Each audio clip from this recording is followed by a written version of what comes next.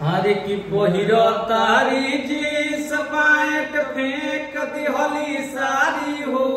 पहिरो तारी jeans pant फेंक दिहली सारी हो।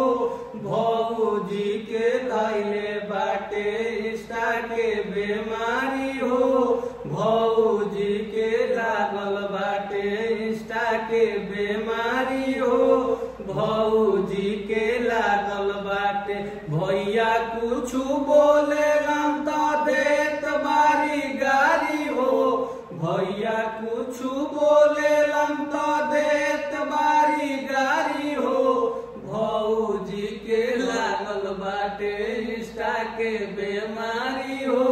भौजी के धैले बाटे इंस्टा के बीमारी हो। भौजी के धैले बाटे अरे जोरे फेसबुक बाते हूँ कहाँ से आइले।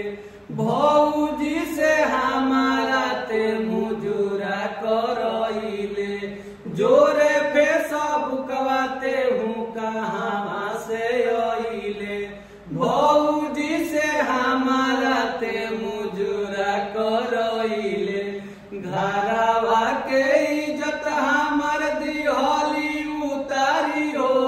घरवा के इज्जत हमर दिहली उतारी हो। भौजी के धैले बाटे इंस्टा के बीमारी हो। भौजी के धैले बाटे इंस्टा के बीमारी हो। भौजी के धैले बाटे अरे कहियो न टाइम से खानावा बनावेली।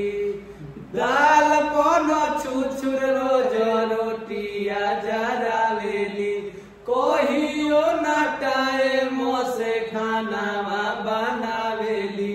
दाल पन छुछुर रोज रोटिया जरावेली।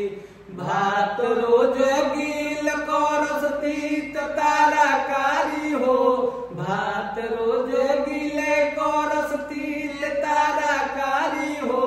भौजी के धैले बाटे इंस्टा के बीमारी हो। भौजी के धैले बाटे इंस्टा के बीमारी हो।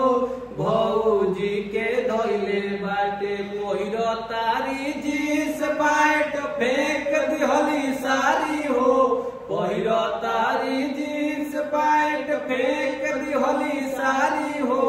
भौजी के धैले बाटे इंस्टा के बीमारी हो।